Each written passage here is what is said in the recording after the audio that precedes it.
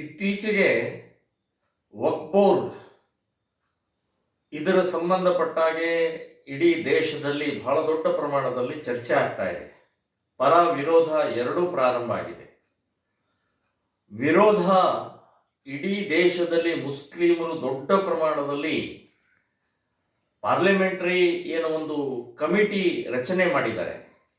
ಅದಕ್ಕೆ ಮನೆ ಮನೆಯಿಂದ ಪತ್ರಗಳು ಹೋಗಬೇಕು ಅನ್ನುವಂಥದ್ದು ಮುಲ್ಲಾ ಮೌಲ್ವಿಗಳು ಈಗ ದೊಡ್ಡ ಪ್ರಮಾಣದಲ್ಲಿ ಅದನ್ನು ಪ್ರಸಾರವನ್ನು ಮಾಡ್ತಾ ಇದ್ದಾರೆ. ಹಾಗೆ ಹಿಂದೂಗಳು ಕೂಡ, ನಾವು ಕೂಡ ಪರವಾಗಿ ವಕ್ಫ್ ಬೋರ್ಡ್ನ ಸಂಬಂಧಪಟ್ಟಾಗೆ 40 ತಿದ್ದುಪಡಿ ಆಗಬೇಕು ಅನ್ನುವಂಥದ್ದು ಏನು ಪಾರ್ಲಿಮೆಂಟ್ನಲ್ಲಿ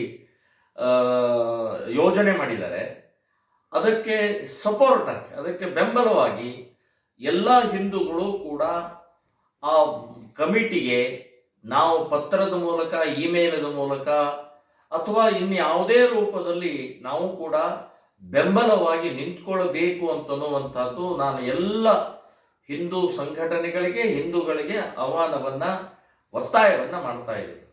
ಇದರ ಜೊತೆಗೆ ಶ್ರೀರಾಮ ಸೇನೆ ಸಂಘಟನೆ ನಾವು 12ರಂದು, ಇದೇ 12ನೇ ತಾರೀಕು ಸಹಿ ಅಭಿಯಾನ ಮಾಡಿ ನಾವು ಬೆಂಬಲವಾಗಿ 40 ತಿದ್ದುಪಡಿ ವಕ್ಫ್ ಬೋರ್ಡಿಗೆ ಮಾಡುವಂಥ ನಮ್ಮ ಬೆಂಬಲ ಇದೆ.